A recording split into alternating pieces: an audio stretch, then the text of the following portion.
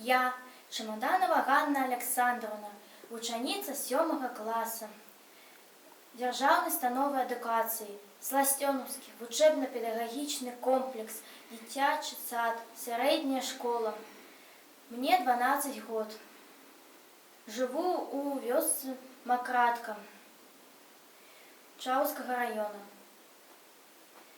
Владимир Дубовка, як сінячок да сонца лётаў. Быў час, калі агню нідзе на свеце не было людзей. І цеплыня ім, і святло, усё ад сонейка ішло.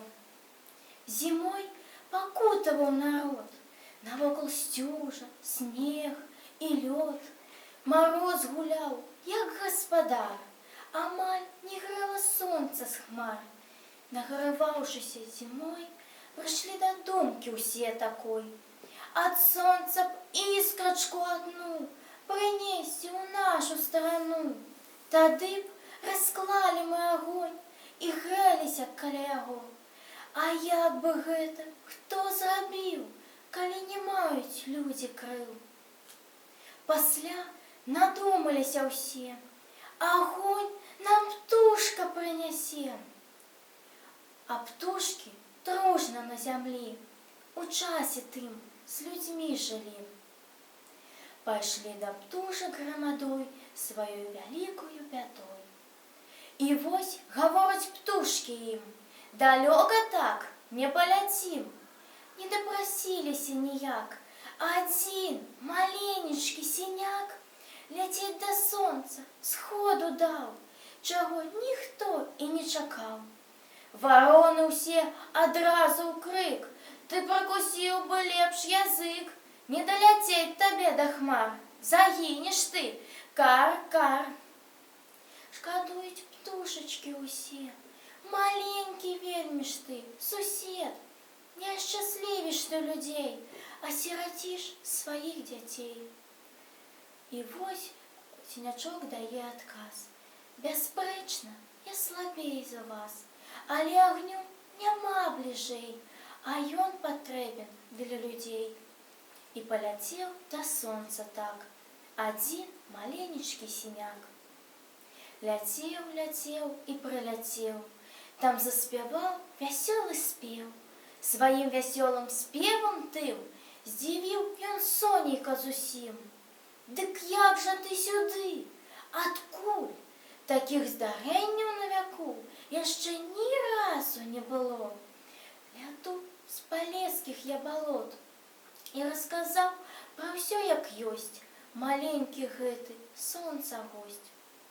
Нялёгкія людзі маюць лёс, мяне прасілі, каб прынёс адну хоць іскранку для іх з агнёў пылаючых тваіх. Прыдумаць не магу ніяк, што і сказаць табе, сіняк, калі агню табе я дам, як занясеш яго людзям. Пакуль пабачыш ты свой бор, ці сам згарыш, ці твой убор. Ляцець памалу буду я, не спаліць іскранка твая. Ну што, сіняк, з табой рабіць? Агонь, як бачыш, сам гарыць.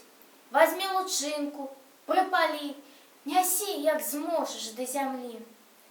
Лучынка ўзяў ад сонца ён, заціснуў дзюбкую цаўё, пасля лучынку прыпаліў і паляцеў з ёй да зямлі.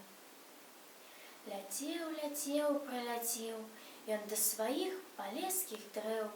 Ляціць над Прыпяццю ракой, палессе бачыць пад сабой. Яго вітаюць птушкі ўсе: сіняк ляціць, агонь нясе. Пачуўшы спевы, гоман той, сіняк пачаў ляцець стралой. Агонь узняўся, абхапіў яго ад галавы да крыл. Увесь убор гарыць на ім, закрыў яго адразу дым, але не выпусціў ніяк лучынку з дзюбачкі сіняк.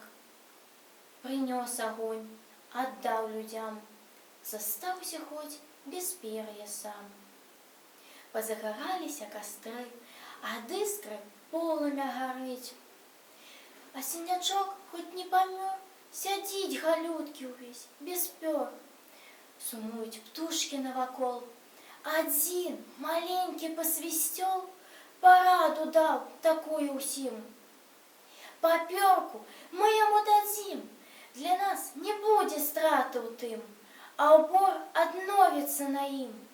Адклад не ідзе на лад, не ідзе, адразу ж памаглі ў бядзе. Здаецца, што адно пяро, а колькі пёр з усіх сяброў. Дапамагчы быў кожны рад, папёрку все сабралі шмат. Адзін пугач не даў пяра, яшчэ пры гэтым дакараў, яго лётаць не прасіў. Узняўся тут страшэнны сквір, на грубіянства і дакор аж загудзеў зялёны бор. Напалі ўсе на пугача, хто дзюбы б'е, хто з-за пляча.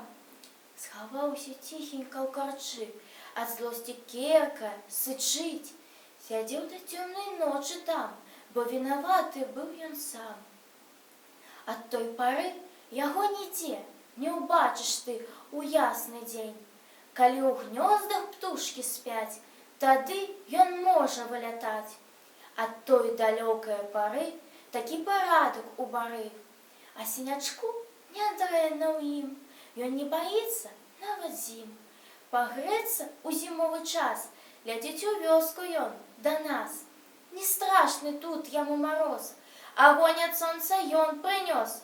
Пагрэцца мае права ён, такі парадак з даўніх дзён ідзе ў нашай старане, і ён ніколі не міне.